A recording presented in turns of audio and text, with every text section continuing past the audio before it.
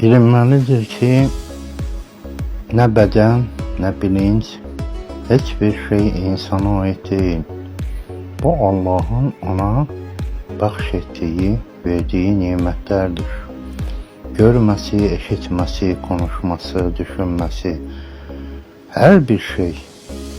İnançlı insanların da imana gelmesi, Allah'ı tanıması, Allah'ın yoluna gelmesi, huzurlu olması da bir nimettir.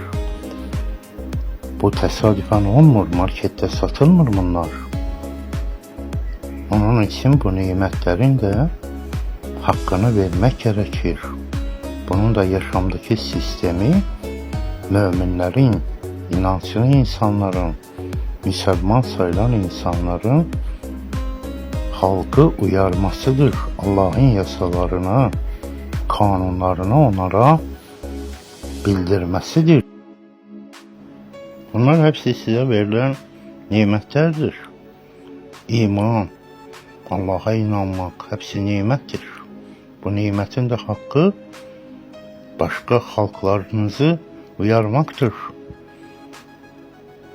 Kötülükten uzaklaştırmak, iyiliğe doğru çağırmak,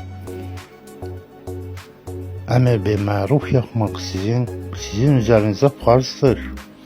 İnançlı insanların üzerine. Ateistten gitmiyor söhbət. Bunu siz yapmalısınız. Mehdine adı verilen bu nimet de, bu üst akıl, bu üst bilinç sizi uyarmaktır. Müminleri, inançlı insanları. Bunları bildirmektir. Kur'an'ın mecazi ayetlerini açmaktır onun vazifesi. Dini yeniden öğretmektir size. Üstü örtülmüş mecazi bilgilerin, hadislerin hepsinin içine açıp size bildirmektir onun vazifesi. Bu 5 yılda böyle olacak. Bu 5 yılda manevi hizmettedir. Yalnız manevi hizmetinden yararlanabileceksiniz.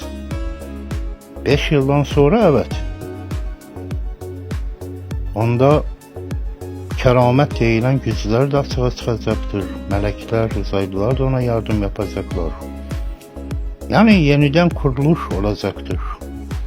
Dünyanı idare etme olacaktır. Tüm dünyanın ülkelerini idare edecektir. Müminlerle beraber bu hizmette meleklerin, uzaylıların da yardım olacaktır.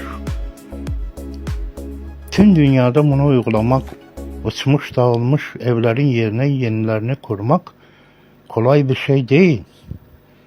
Yardım olmasa, kömək olmasa bu mümkün olacak bir şey değil.